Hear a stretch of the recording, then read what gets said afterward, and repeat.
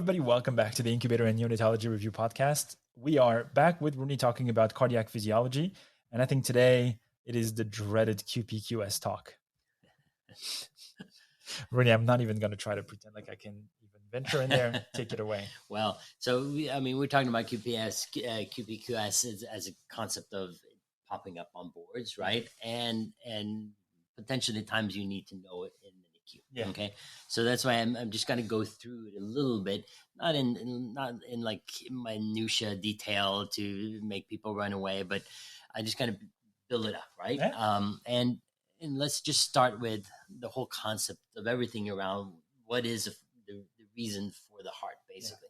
Yeah. Reason for the heart is obviously it needs to pump oxygen, glucose around the body, and a few other things too, I think, right? But those are the things that we tend to focus on.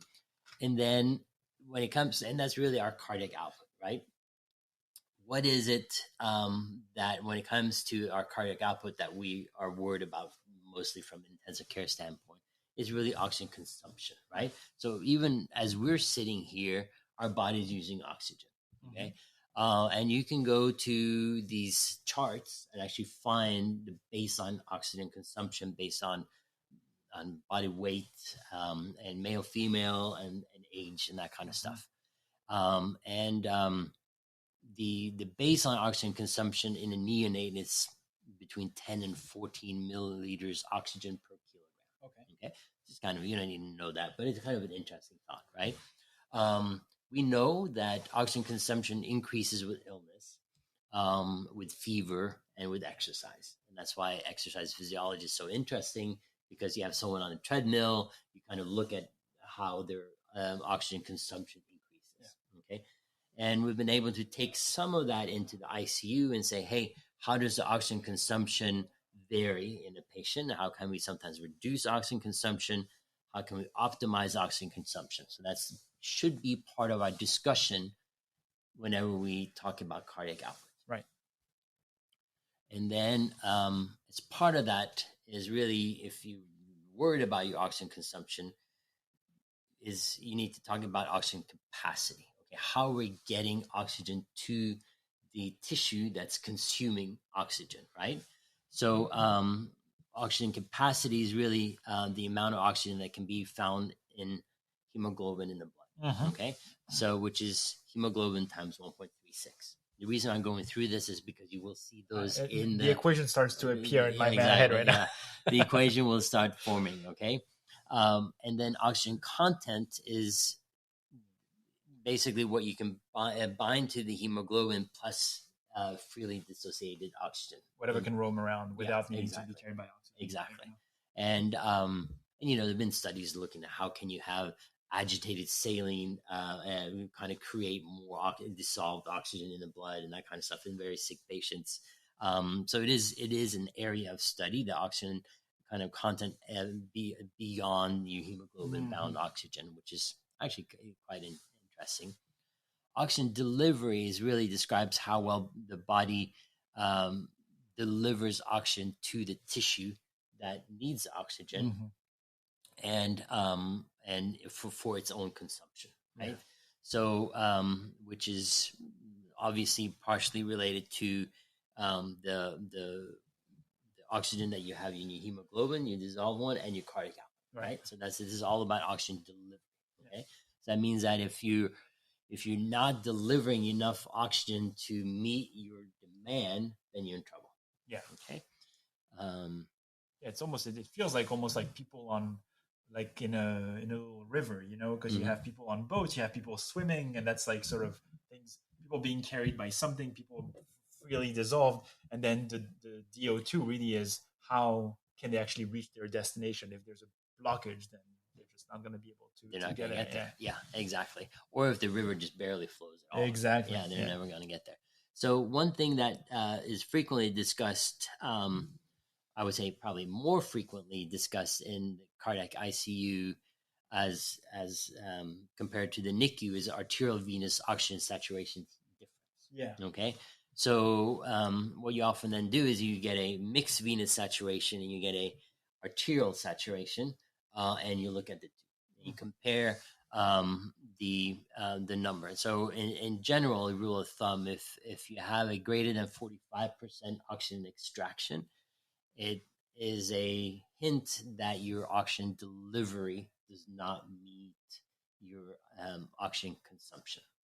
Okay, meaning that the body is trying to be so effective at getting all the oxygen it's seeing pass by, that it's a sign that it's probably not enough is coming by. Yeah, exactly. The body should be much less efficient at extracting oxygen. Correct. Yes, you see it right. So if you're not getting enough oxygen to the tissue, it's sucking up absolutely everything that it can. Okay, and then your arterial venous oxygen saturation's difference will be greater. Yeah. Okay, that makes sense. The one time that the body doesn't extract oxygen can be in like septic shock. Yeah. So then you have a very narrow arterial venous oxygen saturation difference. Which is not good either. No, it's not good either. So on either end, it's not good. But that difference is a sign of not being able to provide the oxygen delivery that you're looking for or that you need. Okay, so now all of this basically builds up to cardiac output, right? So the cardiac output really puts a numeric value for how well the heart as a function pumps, right? So the cardiac output can be described as a stroke volume really multiplied by the heart rate. Okay, stroke volume, we talked a little bit when we looked at the, remember on the Frank Starling curves, the pressure volume curves. And that, cardiac output is a direct product of stroke volume and heart rate. Yeah. Basically, how much you pump out and how fast you're pumping. Exactly. Yeah. And remember how we changed the stroke volume? We changed by changing afterload or preload or increasing contractility. Exactly. We changed that volume that's actually ejected from the heart. The top part of the curve that just then goes much further back, leaving much less in the ventricle because it's much more efficient at pumping stuff out. Exactly. So you can imagine that curve times how many times a minute is your cardiac output. Okay. That stroke volume can also be, or the cardiac output, if you will, can also be described as part of your flow. Okay, it's a little back to your river, honestly. Yeah. At first I thought, no, that doesn't quite work, but now it actually works. So so the flow is really like how much are you ejecting and how well does that basically flow throughout the body, right? So that's also another way of thinking of your cardiac output, right? It turns out in a normal heart without a shunt, so without a VSD, without an ASD, or without a ductus, so it's a fully septated heart, your cardiac output from the right ventricle is the same as the cardiac output from the left ventricle. Okay. Because if not, it would be like two pumps. One would not be able to catch up with the other. Yeah, so then you would have some kind of problem, right? And from all the times that the heart beats, my gosh, it would be a problem relatively quickly. Yeah, just like in respiratory physiology, when you're stacking up breaths and suddenly over time, if you're not exhaling as much as you're inhaling, then you're going to have a problem. Exactly. And this is where the whole concept of QP/QS comes in. Yeah. Okay, QP is a flow of blood that goes to the lungs, and QS is a flow of blood that goes to systemic circulation that comes from your left ventricle. Okay. And so you're saying these two should be equal? They are equal. Okay. Yeah, it's the law of physiology, and as long as you have a healthy heart. Right. Because otherwise the answer on the test is always one then. yeah, exactly. Yeah, exactly. So, anyway, so the different ways in which you can kind of measure this flow, okay? And this is all based on something called the Fick principle, okay? In the cath lab, you often do it with actually temperature. So you have a special catheter that has a lumen here and a lumen, kind of like a thermometer here and a thermometer there. And then you eject from a lumen, everything is calculated up, cold saline. And then that catheter that measures the temperature here and there and can calculate the flow based on the change in the temperature. I see. Okay. And normally you do it 2-3 times sometimes more, to kind of to make sure that you get several measurements, and that can kind of measure the flow, right? And this is the whole concept of the Fick principle. And to some degree, you can kind of say indirectly the AVO2 difference, kind of the arterial venous difference too, is the extraction, right? So it kind of mimics that somewhat. Anyway, so now we're looking at numbers now we're looking at numbers, right? So the oxygen consumption, remember I said we go to a chart to find the oxygen consumption, right? And so the flow Q is equal to your cardiac output, which is equal is your consumption over your difference, right? The AVO2 difference. And if we go back and look at all the things that we talk about, oxygen capacity and such, you basically add, you kind of multiply that with the difference. Okay, so here's your systemic circulation, which takes your AVO2 difference between the aortic sat and your mixed venous sat, and then your oxygen carrying capacity right here. Here's your consumption again. On the pulmonary end, you use the pulmonary venous sat minus your pulmonary arterial sat, multiplied by your oxygen carrying capacity here, and this is your consumption again. So this is how you calculate your flow, okay, without having without being in the cath lab and being able to do it from a thermometer standpoint, right? So this is an indirect way of doing it, but it's a good way of doing it. Okay, so now you're calculating your systemic flow and you're calculating your pulmonary flow. And since systemic flow and pulmonary flow in a normal heart should be the same, whenever you don't have a normal heart, which in pediatric cardiology you frequently don't have normal hearts, right? And you often have either left to right shunts, right to left shunts, but most left to right shunts. That's why comparing your systemic flow with your pulmonary flow is actually very important. I see. And that's why QPQS becomes a topic that's talked about in pediatric cardiology and in ICUs in that patient. Okay.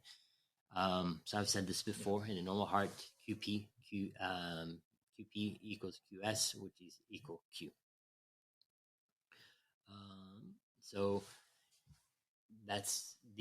remember this, I put up the QP and then and the QS, so you can put those two, they're equal to each other. Yeah. And then if you go back to your algebra days and then you kind of cancel things off, then ultimately you end up with this calculation right here. Okay, so this QP QS equals your aortic sat minus your mixed venous sat. MV is your mixed venous sat, divided by your pulmonary venous sat minus your pulmonary arterial sat. Okay, so I wrote down here kind of the key, kind of what they mean. So this is how you calculate. Okay, very cool. And not infrequently, they might have a couple of discussions, right? Not infrequently will they give you a single ventricle heart. Okay, this is a hypoplastic left heart syndrome. Then keep in mind that the pulmonary arterial sat and the aortic sat are the same. So that's one of those things. As a rule, you use, if you have normal healthy lungs, your pulmonary venous sat is 100%. Okay, but we all know some of our patients, say if you have a BPD patients with on the trach, and you actually go to the cath lab, that patient will not have pulmonary venous sat of 100. So that makes it kind of your QPQS calculation at the bedside might be a little off, because you might actually have pulmonary venous desaturations in a baby with lung disease that might actually be 95, 92, maybe even lower, right? And your mixed venous sat is in general, you can use that as your venous saturation, right? So sometimes we use our cap gas, it's not optimal. Sometimes we use a normal venous stick, is not optimal, but we do it at the bedside. The best mixed venous sat, if anyone ever asks you at bedside, is actually your main pulmonary artery sat, because that means that all your everything's come together. Yeah, SVC, IVC, everything returns to the right atrium, and then exactly. And the big one is the coronary sinus. Right. So coronary sinus has the lowest saturation of all your mixed venous sats. So sometimes if you go in and you measure right in the atrium, and it's actually right in the opening of the coronary sinus, your mixed venous sat might be kind of artificially low. That's so interesting. So that's why it all mixes up and goes up. That's why the pulmonary artery and not anything more proximal. Exactly. Yeah. So anything else is suboptimal, but obviously we're not going to draw a venous sample from the main pulmonary artery. So we have to, but it's an interesting discussion. And the aorta is often the aortic set right here is often used by your pulse ox that you can use. So this is kind of the background of QPQS. In a normal heart, it's 1 to 1. Okay. And 1 to 2 means that you actually have twice the cardiac output. So if you have say a QPQS of say 2 to 1 in a patient with VSD, means you have twice the cardiac output that goes to the lungs as to your systemic circulation. If you have 4 to 1, 4 times the cardiac output, 4 times. No, exactly. But it happens. I mean, because you might hear these kind of measurements. So you have, again, it's one of these situations where you have a baby with, say, trisomy 21 AV canal that's been in the unit for a long time. It kind of stuck on the ventilator. We think, oh, this is maybe have pulmonary hypertension. Is it, chronically over-circulated? What's really going on? Or is it just bad lungs? And then you take baby to the cath lab. Turns out it has a QPQS 4 to 1. So 4 times the cardiac output actually going up to the lungs. And that has been happening not for 1 week, but maybe for 3 weeks, maybe 2 months, or even longer, right? So that's when you kind of when the QPQS actually starts to matter. And kind of can guide you in the direction of what you need to do. Very cool. Excellent. Thanks, Ronnie. Sense. Yeah, that actually cleared it up. Thank you so much.